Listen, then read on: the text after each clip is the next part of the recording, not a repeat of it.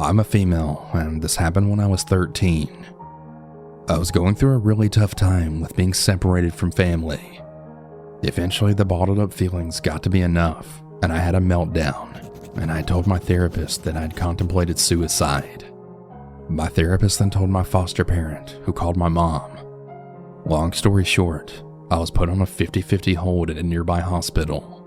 After that, I was sent to a mental hospital. In this hospital, there was a section for kids and adults. It was pretty late now when they had brought me, and I spent the entire time on a bed in the hallway. After I was stripped and searched for cuts, I was shown a room. The room had 2 beds and was white with just a cubby. In the corner of the room was an empty bed, and next to the door in another corner was a girl. She looked like she was sleeping, and the nurse informed her that I was going to be rooming with her. The room was dark, so I had to tread to my side of the room without turning on the light and waking her up again. But once the nurse left, me and the other girl started talking. I told her why I was there, and she talked to me for a little bit.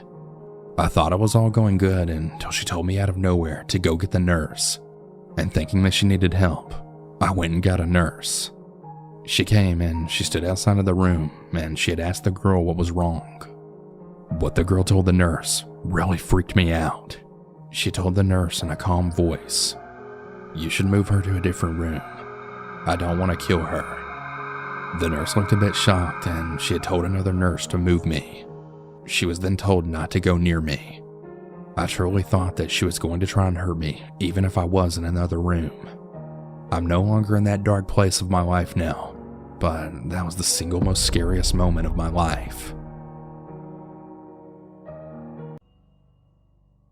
About a month ago, my friends and I got some tickets to a professional hockey game in Minneapolis.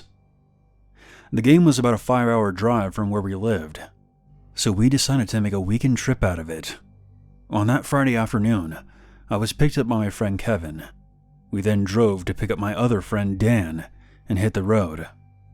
We weren't heading for a motel, but instead to the house of our mutual friend, Jack. Jack lived in North Minneapolis, and he offered to let us stay at his house for the weekend. We had all grown up together and were really good friends with him, and he also had a ticket to the hockey game as well, so things were lining up. We arrived at Jack's house early in the morning, and Kevin parked the car out front. He then texted Jack to let him know that we were there. We all got out and walked over to the trunk to grab our bags. It was about this time that we heard tires screeching. We then turned to look at the intersection directly behind us. A green compact car had apparently cut off a dark-colored SUV as the driver was proceeding through the intersection. Both vehicles came to a stop, and the 2 male drivers had rolled down their windows and began yelling at each other.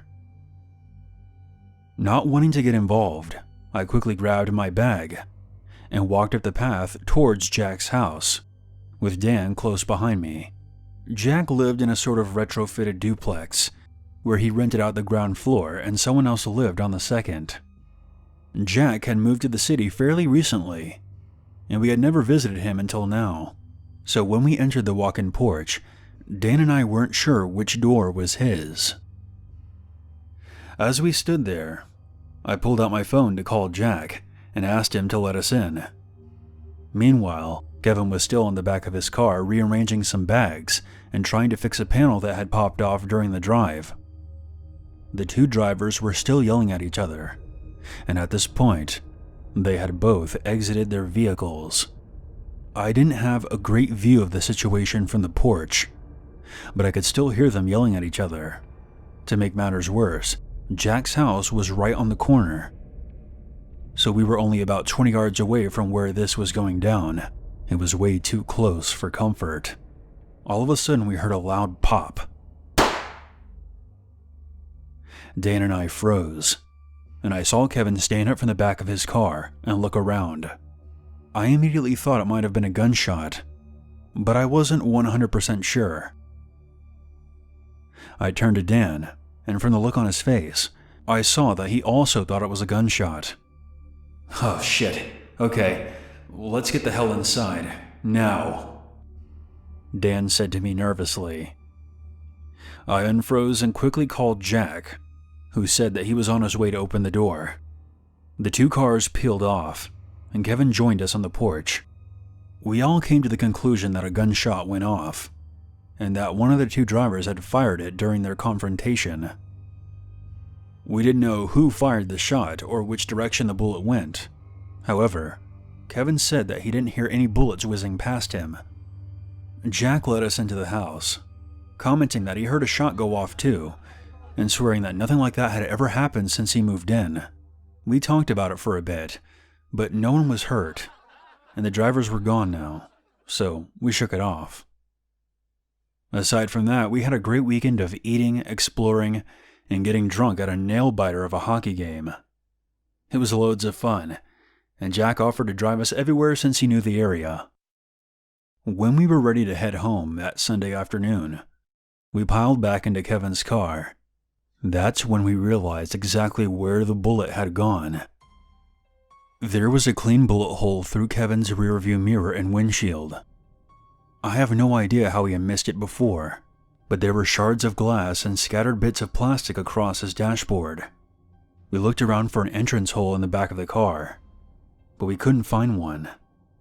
That left only one possibility. The bullet came through the open hatch of Kevin's car while he was hunched down in the back trying to fix the panel.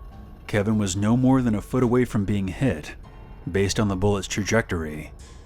Kevin would have been shot in the head or the neck if he had been standing straight up. Here's a photo that shows where the bullet went through the car's mirror and windshield. Once the shock of our discovery wore off, we called the police to get a report for insurance purposes. An officer showed up, and Kevin showed her the bullet hole. At first, she was confused. I think for a second she even suspected that we were messing around and fired a gun inside the car. But when Kevin told her all the details, I saw the officer's jaw drop. Unfortunately, none of us could provide the officer with any truly useful information, like a detailed description of the shooter or a license plate number. Our next issue was finding out how the heck we were going to drive 5 hours with a bullet hole through the windshield. Thankfully, a patch-up job of sealer and duct tape from a local hardware store did the trick. On the drive home, we had a solemn conversation where we spent a few hours of hard thinking about the fragility of human life. Even now, I'm not sure if I've fully processed how close Kevin came to dying. I can't even imagine how he feels about it. As for the guy who thought it was a good idea to fire a gun in the middle of a highly populated neighborhood, I either hope he gets his life in order or ends up in jail.